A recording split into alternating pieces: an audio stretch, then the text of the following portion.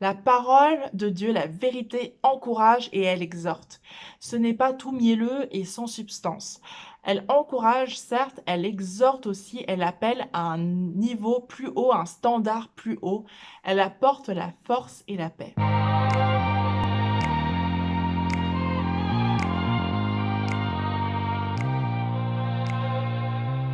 Bonjour à tous et bienvenue dans un nouvel épisode de Ta parole, mon cœur. Si vous découvrez ce podcast, tout d'abord, bienvenue. Et je mets en ligne un nouvel épisode tous les vendredis, donc n'oubliez pas de vous abonner à ma chaîne. Et si vous êtes plutôt podcast, abonnez-vous sur votre plateforme de streaming préférée, Spotify, iTunes, Deezer, Google Podcasts. Et entre deux épisodes, on peut rester connecté sur Instagram. Sans plus attendre, rentrons dans le vif du sujet. Aujourd'hui, j'aimerais partager avec vous mon étude du chapitre 15 du livre des Actes des Apôtres. La semaine dernière, j'étudiais Amos, et à la fin de ce livre, Amos parle de la restauration finale d'Israël. Le livre d'Amos fait 9 chapitres, et pendant 8 chapitres et une bonne partie du 9e, Dieu exprime sa colère, son courroux. Et à la fin du 9e chapitre, Amos prophétise la solution préparée à l'avance par Dieu, Jésus. J'en concluais que Dieu m'a laissé le commandement suivant. Cherchez-moi et vous vivrez. Mais quand et comment? Cherchez-moi et je m'occupe du reste. Je fais la transition entre Amos et le chapitre 15 des Actes parce que c'est une parole de Dieu des derniers versets du livre de Amos, cette fameuse fin du chapitre 9, que les apôtres vont utiliser, entre autres, comme justification pour ouvrir le salut aux païens. Je devrais le formuler autrement, parce que le salut était déjà ouvert aux païens. Mais il a fallu le justifier auprès des hommes. Dieu s'est en effet occupé de tout en donnant son Fils, il s'est en effet occupé de tout en donnant son Esprit, et c'est animé par l'Esprit que les apôtres vont parler en langue, faire des miracles, répandre l'Évangile, et que ce petit mouvement issu du judaïsme qu'on aurait pu croire sans avenir en voyant Jésus sur la croix, est devenu l'Église avec un grand E. Les 12 sont devenus une multitude. Le livre des Actes n'a jamais été un livre vers lequel j'ai été attirée ou familière, on va dire. Pourtant, je pense que ce livre a joué un rôle dans ma conversion. Parce que c'est notamment en regardant la série AD Kingdom and Empire, ne rigolez pas, que j'ai vraiment été touchée. Cette mini-série est disponible sur Netflix et est basée sur les Actes des Apôtres. Et je pense que ça m'a aidé à rendre ce livre vivant, je m'explique. C'était comme si je m'étais rendu compte que Pierre, Paul, Simon, Marie, qui a vu Jésus ressusciter en premier, et les autres, en fait, ils ont vraiment existé.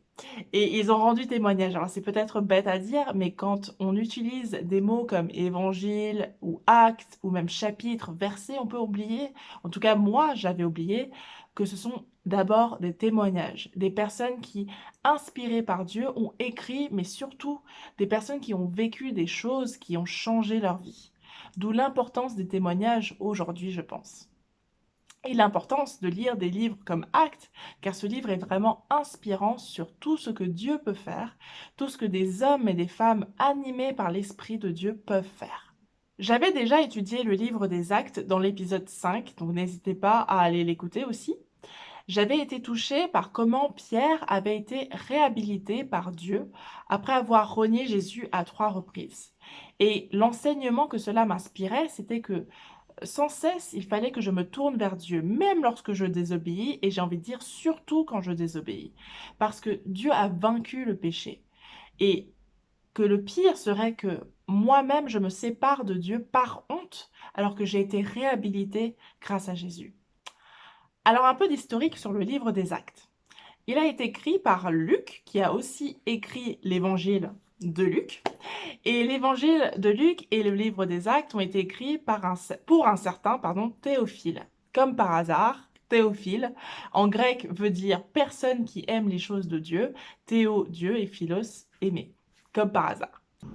Le livre des Actes est une lettre avec un récit des événements et de la vie des apôtres après l'ascension de Jésus auprès du Père. Ce livre aurait été écrit à Rome entre 70 et 90 après Jésus-Christ. Certains historiens estiment que c'était un peu plus tôt. En tout cas, ce livre est vraiment comme un journal de bord. On y suit Paul à travers ses périples depuis Jérusalem. Et à travers Paul, on y découvre comment l'évangile s'est propagé à travers la Judée, la Samarie, puis Tars et Antioche, Iconium, Derbe, Lystre, puis la Grèce avec Thessalonique, Athènes, Corinthe, Éphèse, la Macédoine et puis Rome, la capitale des rois du monde antique. Et dans le chapitre que je vais étudier aujourd'hui, le chapitre 15, on y voit Paul et Barnabas et quelques autres qui, à Antioche, sont confrontés à un problème de doctrine. Qu'est-ce qu'une doctrine? La définition du Larousse, ensemble de croyances ou d'opinions professées par une religion, une philosophie, un système politique ou une école littéraire. C'est une église naissante avec beaucoup de nouveaux convertis qui amènent avec eux leurs anciennes coutumes différentes. Et cela peut créer quelques conflits. Ils décident, Paul et Barnabas, d'aller à la rencontre des anciens et des apôtres à Jérusalem pour débattre du sujet. Et sans plus attendre, je vais lire Acte 15. Quelques hommes venus de Judée enseignaient les frères en disant: Si vous n'êtes circoncis selon le rite de Moïse, vous ne pouvez être sauvés. Paul et Barnabas eurent avec eux un débat et une vive discussion, et les frères décidèrent que Paul et Barnabas et quelques-uns des leurs monteraient à Jérusalem vers les apôtres et les anciens pour traiter de cette question. Verset 3. Après avoir été accompagnés par l'Église, ils poursuivirent leur route à travers la Phénicie et la Samarie, racontant la conversion des païens, et ils causèrent une grande joie à tous les frères. Arrivés à Jérusalem, ils furent reçus par l'Église, les apôtres et les anciens, et ils racontèrent tout ce que Dieu avait fait avec eux. Alors quelques-uns du parti des pharisiens, qui avaient cru, se levèrent en disant qu'il fallait circoncire les païens et exiger l'observation de la loi de Moïse. Les apôtres et les anciens se réunirent pour examiner cette affaire. Une grande discussion s'étant engagée, Pierre se leva et leur dit: Hommes frères, vous savez que dès longtemps, Dieu a fait un choix parmi vous afin que par ma bouche, les païens entendent la parole de l'Évangile et qu'ils croient.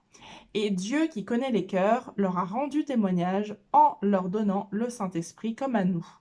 Il n'a fait aucune différence entre nous et eux, ayant purifié leur cœur par la foi. Maintenant donc, pourquoi tentez-vous Dieu en mettant sur le cou des disciples un joug que ni nos pères ni nous n'avons pu porter? Mais c'est par la grâce du Seigneur Jésus que nous croyons être sauvés de la même manière qu'eux. Toute l'assemblée garda le silence. Et l'on écouta Barnabas et Paul qui racontèrent tous les miracles et les prodiges que Dieu avait faits par eux au milieu des païens. Lorsqu'ils eurent cessé de parler, Jacques prit la parole et dit: Hommes frères, écoutez-moi. Simon, Pierre, a raconté comment Dieu a d'abord jeté les regards sur les nations pour choisir du milieu d'elles un peuple qui porte son nom. Et avec cela s'accordent les paroles des prophètes, selon qu'il est écrit: Après cela, je reviendrai et je relèverai de sa chute la tente de David. J'en réparerai les ruines et je la redresserai, afin que le reste des hommes cherche le Seigneur, ainsi que toutes les nations sur lesquelles mon nom est invoqué, dit le Seigneur qui fait toutes ces choses, et à qui elles sont connues de toute éternité. C'est pourquoi je suis d'avis qu'on ne crée pas de difficulté à ceux des païens qui se convertissent à Dieu, mais qu'on leur écrive de s'abstenir des souillures des idoles, de la débauche des animaux étouffés et du sang. Car depuis bien des générations, Moïse a dans chaque ville des gens qui le prêchent, puisqu'on le lit tous les jours du sabbat dans les synagogues. Verset 22. Alors il parut bon aux apôtres et aux anciens et à toute l'Église de choisir parmi eux et d'envoyer à Antioche avec Paul et Barnabas, Jude appelé Barsabas et Silas, hommes considérés entre les frères. Ils les chargèrent d'une lettre ainsi conçue: Les apôtres, les anciens et les frères, aux frères d'entre les païens qui sont à Antioche, en Syrie et en Cilicie, salut. Ayant appris que quelques hommes parmi de chez nous, et auxquels nous n'avions donné aucun ordre, vous ont troublé par leurs discours et ont ébranlé vos âmes, nous avons jugé à propos, après nous être réunis tous ensemble, de choisir des délégués et de vous les envoyer après avec nos bien-aimés Barnabas et Paul, ces hommes qui ont exposé leur vie pour le nom de notre Seigneur Jésus-Christ. Nous avons donc envoyé Jude et Silas qui vous annonceront de vive voix les mêmes choses, car il a paru bon au Saint-Esprit et à nous de ne vous imposer d'autres charges que ce qui est nécessaire, savoir de vous abstenir des viandes sacrifiées aux idoles, du sang des animaux étouffés et de la débauche, choses contre lesquelles vous vous trouverez bien de vous tenir en garde. Adieu. Eux donc, ayant pris congé de l'Église, allèrent à Antioche, où ils remirent la lettre à la multitude assemblée. Après l'avoir lue, les frères furent réjouis de l'encouragement qu'elle leur apportait. Jude et Silas, qui étaient eux-mêmes prophètes, les exhortèrent et les fortifièrent par plusieurs discours. Au bout de quelque temps, les frères les laissèrent en paix, retournés vers ceux qui les avaient envoyés. Toutefois, Silas trouva bon de rester. Paul et Barnabas demeurèrent à Antioche, enseignant et annonçant avec plusieurs autres la bonne nouvelle de la parole du Seigneur. Donc les représentants des deux partis opposés, Paul et Barnabas d'un côté, et d'autres frères dont nous n'avons pas le nom de l'autre, retournent à Jérusalem depuis Antioche pour exposer leurs différends aux apôtres et anciens. Pourquoi ne pas se tourner vers Dieu directement? Pourquoi faire tout ce chemin pour se présenter devant d'autres hommes? Je pense que c'est un enseignement parce qu'ils partent du principe que tout leur a été donné par la foi en Jésus avec le Saint-Esprit et que Dieu n'a pas forcément besoin de nous donner une réponse sur tous les sujets que l'on traverse. En revanche, lui demander le discernement, la sagesse nécessaire pour prendre la bonne décision, oui. Lui demander que je sois de plus en plus animée du Saint-Esprit pour ancrer sa parole, ses commandements dans mon cœur, oui. Lui demander si je dois manger des légumes ou des frites au déjeuner, non. Bon, là, le sujet n'est pas alimentaire, quoique, on parle de viande sacrifiée aux idoles, et est beaucoup plus important que cela tout de même, car c'est un sujet de discorde dans l'Église. Certains frères répandaient la fausse doctrine comme quoi il fallait que les nouveaux convertis observent la loi de Moïse pour être sauvés. S'ensuit un débat sur le sujet entre ceux qui croient que c'est la foi qui sauve, Paul et Barnabas, et ceux qui croient que c'est la loi qui sauve, les frères et pharisiens. Donc la question c'est qu'est-ce qui sauve? Et c'est une question fondamentale qui est de nos jours encore un sujet de discorde. Est-ce par la grâce seule, et donc la foi en cette grâce, ou est-ce par la loi de Moïse? Paul et Barnabas enseignent que c'est par la foi en Jésus, ouverte à tous, juifs et non-juifs. Les pharisiens convertis, bien sûr, ne sont pas d'accord. Ils acceptent que le salut soit ouvert à tous à condition de respecter la loi de Moïse, et en particulier le point sur lequel le débat se cristallise, la circoncision. Il y a donc deux camps. Premier camp, le salut pour tous. Paul, Barnabas et Pierre, et je n'inclus pas Jacques dans ce premier camp parce que je pense qu'il joue le rôle d'arbitre plutôt. Deuxième camp, le salut pour tous à condition que certains frères de Judée et les pharisiens. Et si on regarde au niveau des arguments, pour le camp du salut pour tous, on a d'abord le cœur des païens qui est converti et qui a été purifié par la foi en Jésus. Pierre en a eu la révélation à plusieurs reprises, dont Actes au chapitre 10 au verset 14. Je vais le lire. Et en fait, je vais reprendre un petit peu plus haut au verset 11 du chapitre 10 du livre des Actes. Il vit le ciel ouvert et un objet semblable à une grande nappe attachée par les quatre coins qui descendait et s'abaissait vers la terre, et où il se trouvaient tous les quadrupèdes et les reptiles de la terre et les oiseaux du ciel. Et une voix lui dit, lève-toi, Pierre, tue et mange. Mais Pierre dit, non Seigneur, car je n'ai jamais rien mangé de souillé ni d'impur. Et pour la deuxième fois, la voix se fit entendre à lui, ce que Dieu a déclaré pur, ne le regarde pas comme souillé. Deuxième argument, l'Esprit Saint leur a aussi été donné. Donc la foi des païens a été qualifiée par Dieu. Leur conversion a été qualifiée parce que Dieu leur a donné le Saint-Esprit à eux aussi. Donc il y a les témoignages de Paul et Barnabas qui le prouvent.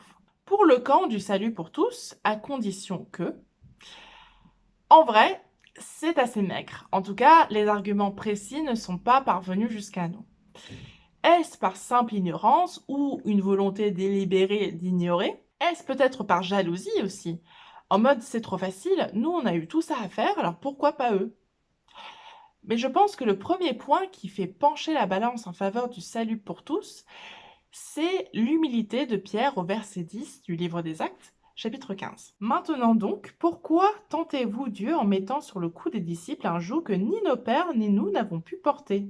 Mais c'est par la grâce du Seigneur Jésus que nous croyons être sauvés de la même manière qu'eux.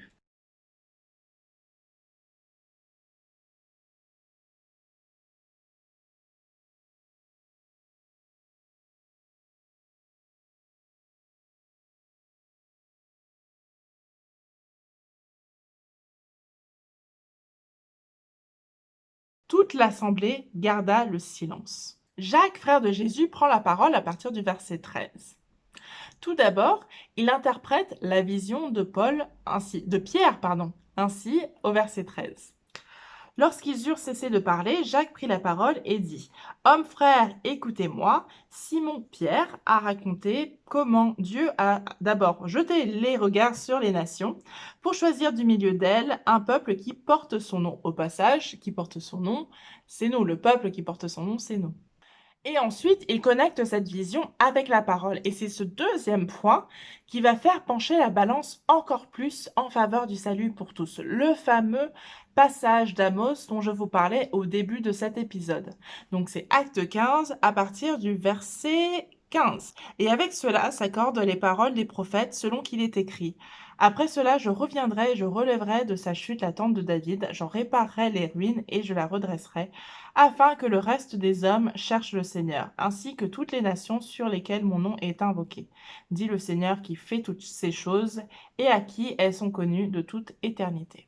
Avec tout cela, la vision de Pierre, la parole de Dieu, Jacques tire une conclusion en disant: c'est pourquoi. Donc verset 19, c'est pourquoi je suis d'avis qu'on ne crée pas de difficultés, c'est assez élégant la manière dont c'est formulé, on parle de la circoncision quand même, à ceux des païens qui se convertissent à Dieu, mais qu'on leur écrive de s'abstenir des souillures des idoles, de la débauche, des animaux étouffés, du sang, car depuis bien des générations, Moïse a dans chaque ville des gens qui le prêchent, puisqu'on le lit tous les jours de sabbat dans les synagogues.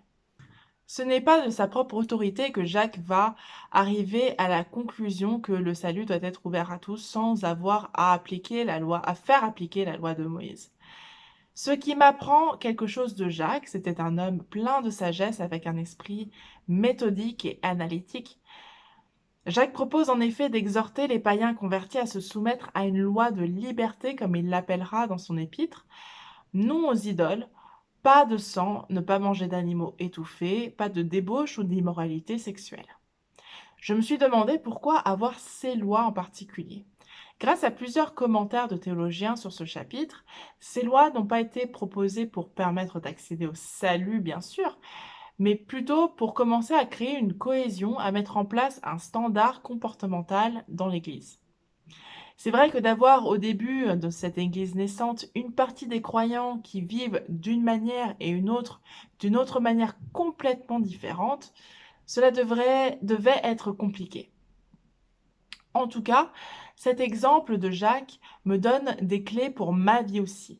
Si je suis confrontée à une situation ou plutôt une décision importante à prendre, au lieu de demander la réponse directe à Dieu, que Dieu me donne la réponse directement, peut-être est-ce plus intéressant de lui demander qu'à travers cette situation, il puisse renforcer ma foi, mon discernement, qu'il puisse me donner plus de sagesse, que je sois vraiment animée de son esprit et qu'au premier signe, à la première conviction, la première vision qui est posée sur mon cœur, sur le sujet, je puisse la confronter à la parole pour vérifier que c'est cohérent, comme Jacques l'a fait ici.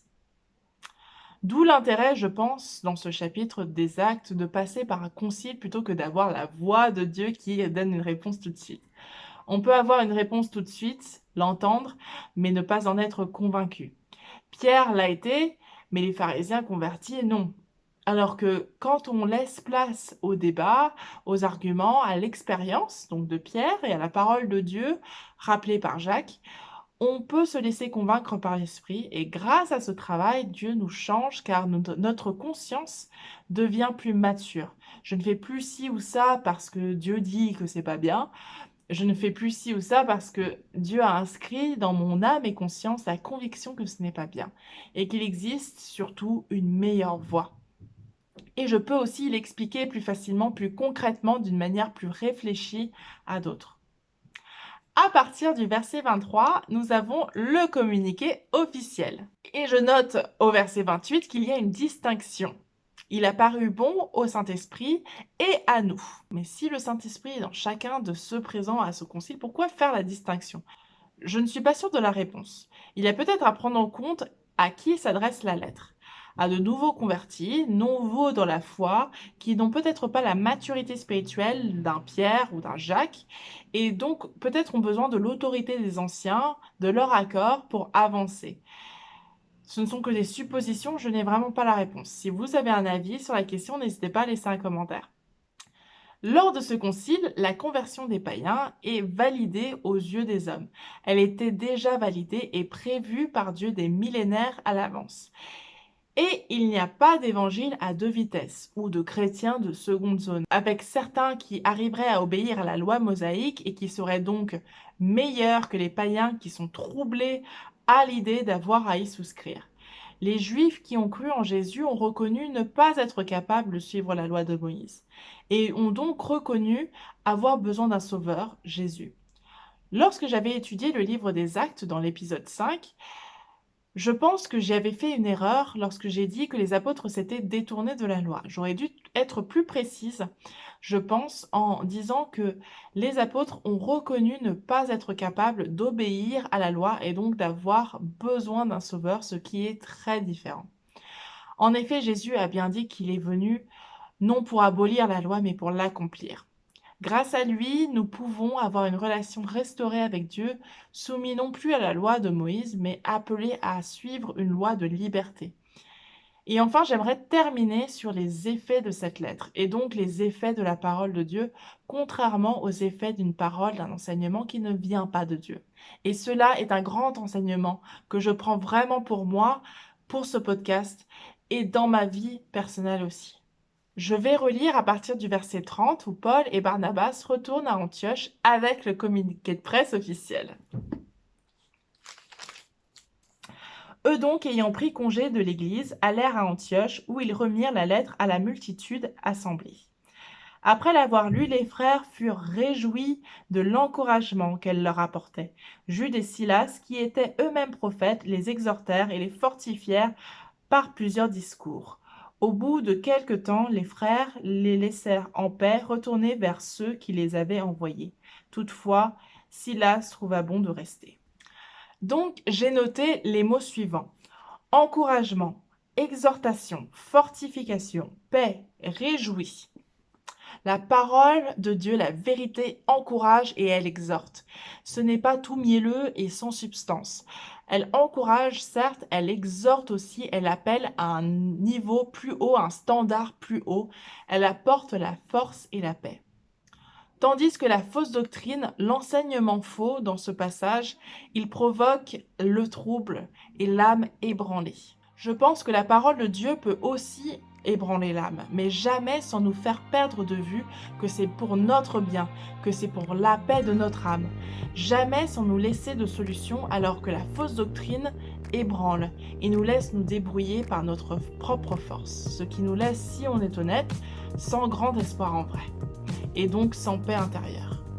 Merci Seigneur pour ta parole qui fortifie, exhorte, apaise et encourage. Tu m'appelles à une nouveauté de vie en Jésus, à un plus haut standard grâce à ton esprit pour mon bien, pour ma paix intérieure. Je prie pour que chacune des décisions que nous avons à prendre puisse être des occasions pour avoir plus foi en toi, pour avoir plus de discernement, plus de sagesse et avec pour compas ta parole. Au nom de ton Fils Jésus. Amen. Merci de votre écoute et de votre fidélité et je vous donne rendez-vous la semaine prochaine pour un nouvel épisode. N'hésitez pas à laisser un commentaire, à partager et à liker cette vidéo si cela vous a plu. Ça permet de m'encourager un petit peu et de savoir que ça a touché votre cœur et gloire à Dieu si ça a été le cas. À très bientôt et soyez bénis.